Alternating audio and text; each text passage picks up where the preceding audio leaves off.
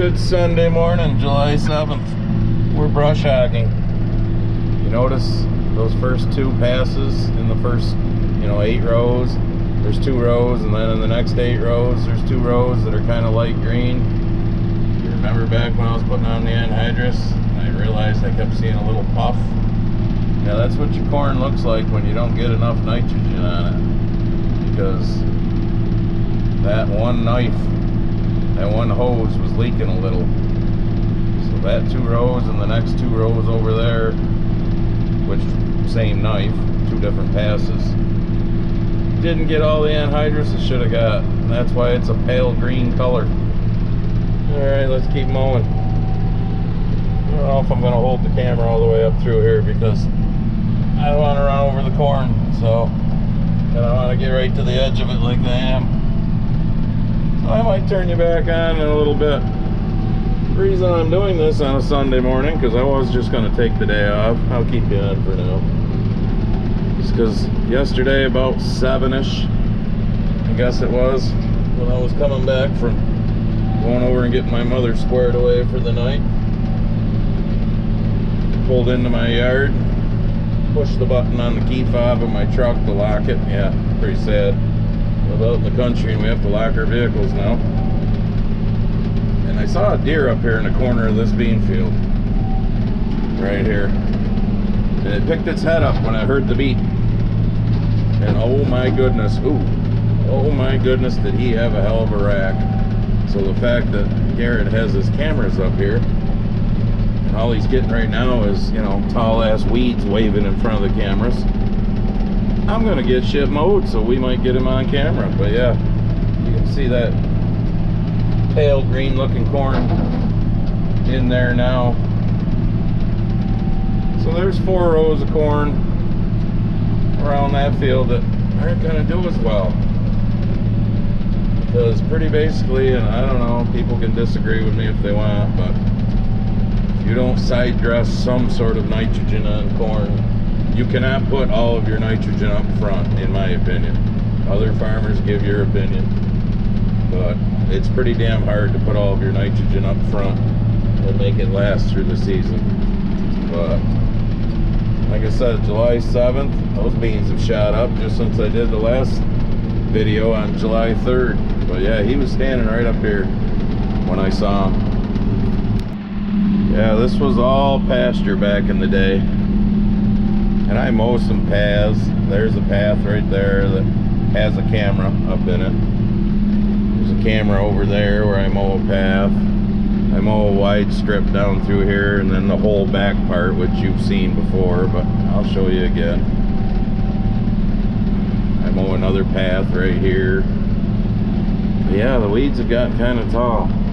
If we could figure out how to market weeds, we'd be millionaires. Because they grow whether it's wet, dry, whatever. But I mow all this for hunting purposes, and I'll mow it all again probably in 2 months, 1st or 2nd week of September, and then it'll be good. I usually don't mow it quite this early. No, this is not CRP for any farmers that, I do have some CRP ground for one of my landlords that I have to mow for them, but you're not allowed to mow until after August 15th. So I can mow this whenever I want. I can mow it 10 times if I wanted to, but I mow it twice, strictly for hunting purposes. So yes, I'm wasting fuel right now for you non-farmers, but it's because I want to. It's for my own personal purpose of me and our hunting gang hunting up here. Because by fall, it's kind of hard to see deer running through weeds that are taller than what the deer are. Boy, these trees are getting out there into my pathway quite a ways too, as time goes by. I may have to cut that sucker down eventually.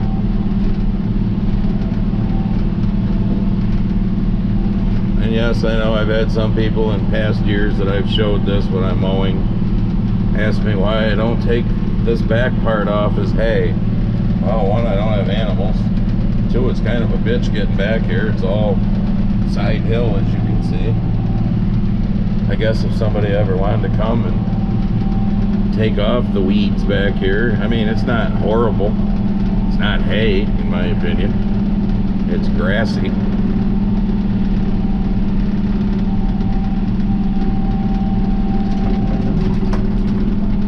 I need to start trimming some trees. But yes, this is all strictly for hunting purposes. So for those that think I'm nuts, whatever.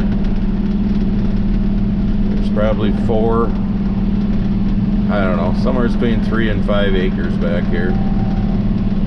But as you can tell, I don't know how well you can tell, we're leaning this way pretty good because it's fairly steep right here. So even to come back and try and work this, because I've had people ask me that too, why don't you come back here and work this 4 or 5 acres and plant something?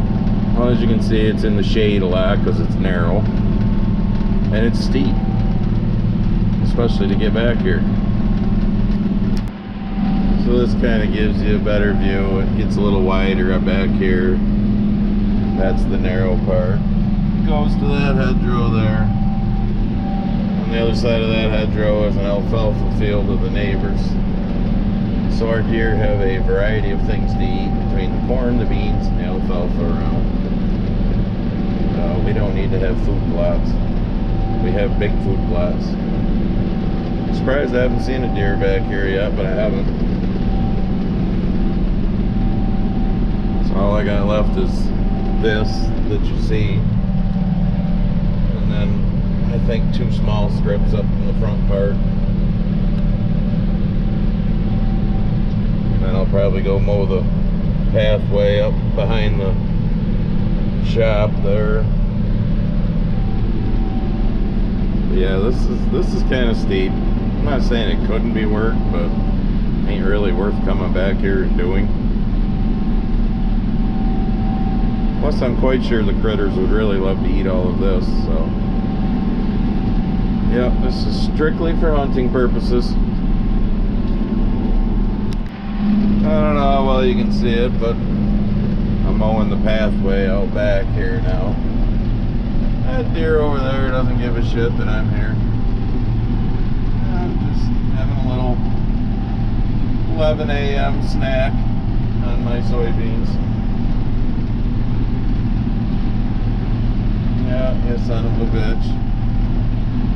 You might end up in the freezer this fall.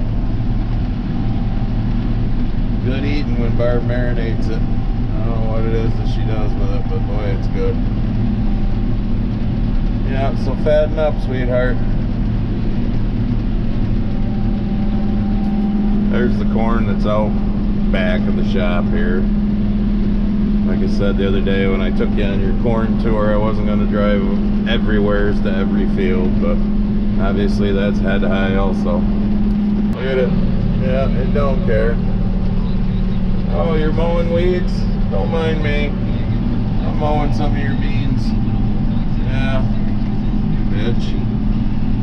Fatten up, sweetie. Fatten up. Here's some of the beans out back that I didn't take you to, because we'll do beans here another week or so. But like I said, I'm just mowing the laneways and stuff, but they look pretty good. Weeds are definitely toast. That bean field looks pretty good. I don't know. I mean, if we can keep getting the right amount of rain, everything looks pretty good. It's pretty hard pressed to tell that, you know, 8 days ago or so we had 1.8 inches of rain, because everything's looking pretty dry. But I'll take the way the crops look so far, as long as we keep getting rain. I stopped here where the driveway is and the culvert goes under the ditch, or for the ditch here.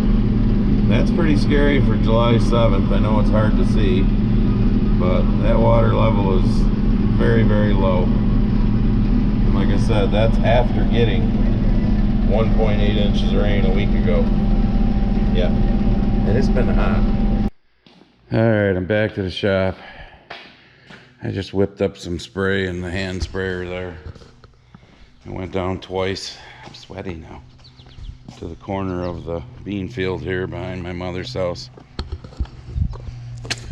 Because down there in the corner where I first started spraying, because that was the first field after corn, it didn't kill the weeds very good.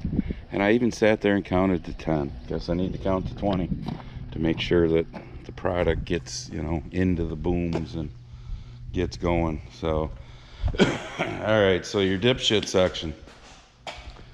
TT's always a dipshit. And we know TT stands for totally Trump. He's just in the closet, but he likes to jump on everybody else's comments. He jumped on this week's, you know, main dipshit there, Ronnie Riel or Real or Riehle. Don't know how you pronounce that, but old Ronnie left a comment about that long, you know, and typical. Trump did this, Trump did that, Trump. When am I going to get the Biden comments from you dipshits? You know, it's just, you prove your Trump derangement syndrome. I mean, because you don't ever say anything good about your boy Biden there, Ronnie Riel or Real or whatever. And TT, you're just totally lost. I love your comments, though. I'm getting under your skin, ain't I? Yeah, TT, yeah. I looked, you've made, I think it was like 83 comments now on my channel. Okay, yeah, you're still here, TT. So we'll get you out of the closet eventually.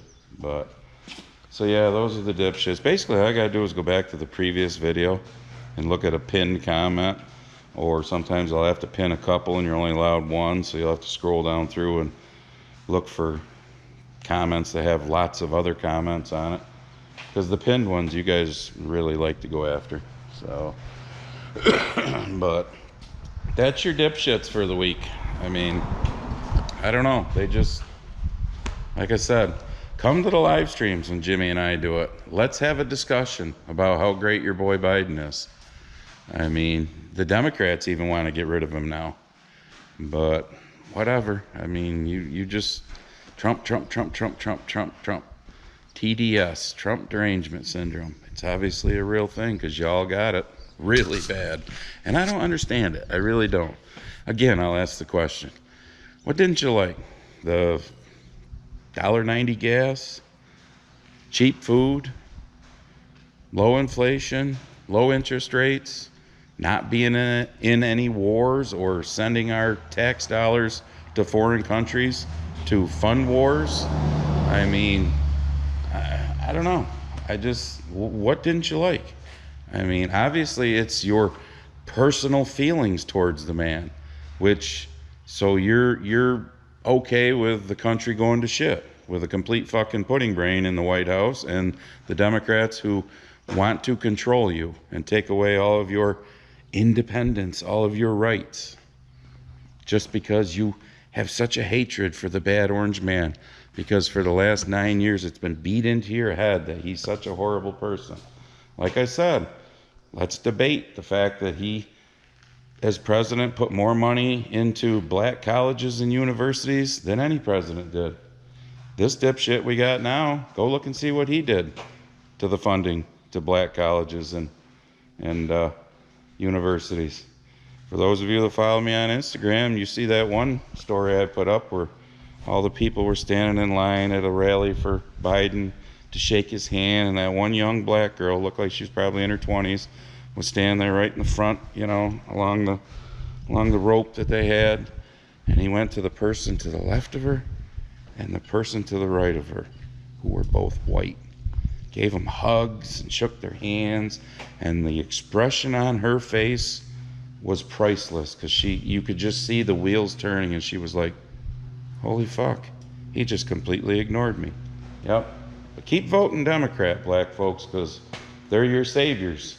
They keep telling you how bad you got it, but they're saving you. Figure that out. Oh, and I'm just going to end this video, so here's your one more thing.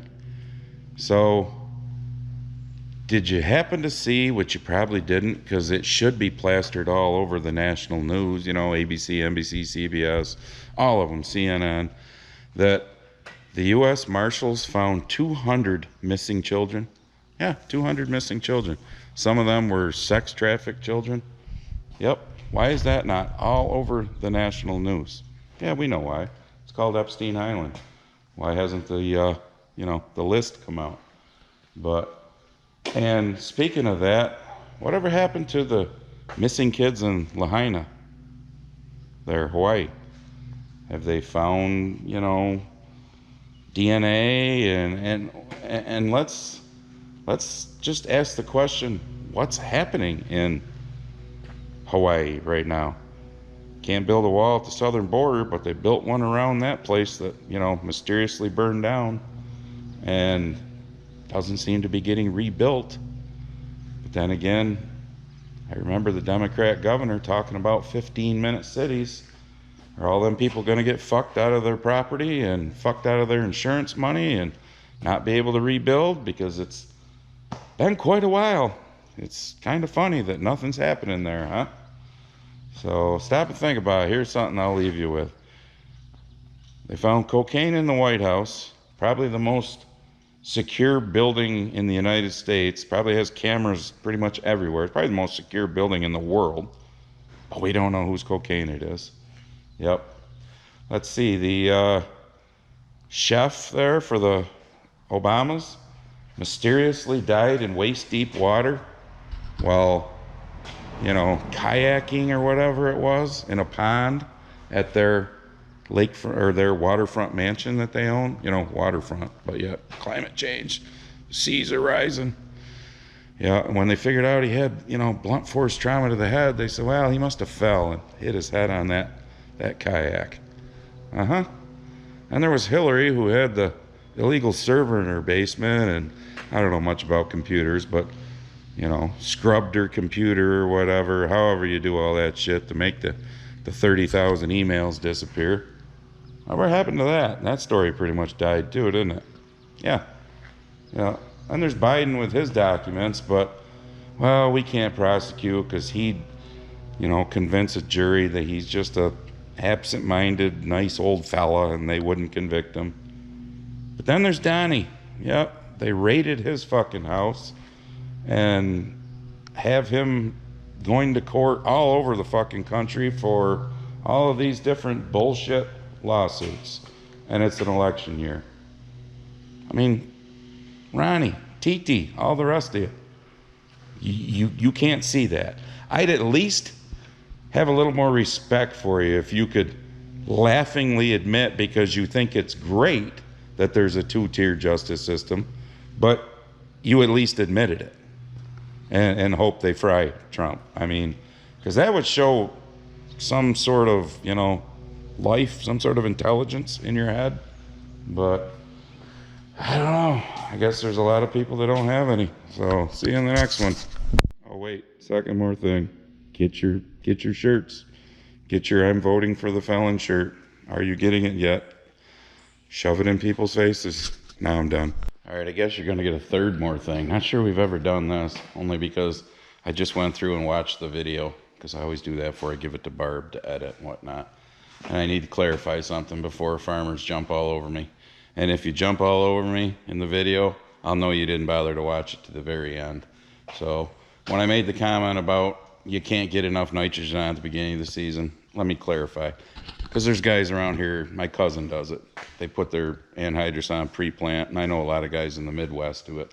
Yes, that way you can. What I meant was you cannot get enough nitrogen if you're putting starter through the planter like I do, and that's all you do. You never put on like anhydrous pre-plant, or maybe spread some urea on and fit it in or something, and then you don't go back and put something on. You can't get enough through the planter by itself to get through the season. Any farmer that wants to argue with me on that one, go ahead. But no, been there, done that. It's just, I mean, I'm not sure you could put 1,000 pounds to the acre of like I do, a 723-30 is what my NPK formulation is for my starter fertilizer. But if that's all you're putting on is starter fertilizer, there's no way you're getting enough N on. So if you're doing pre-plant anhydrous or some pre-plant urea or something like that, yes, you can.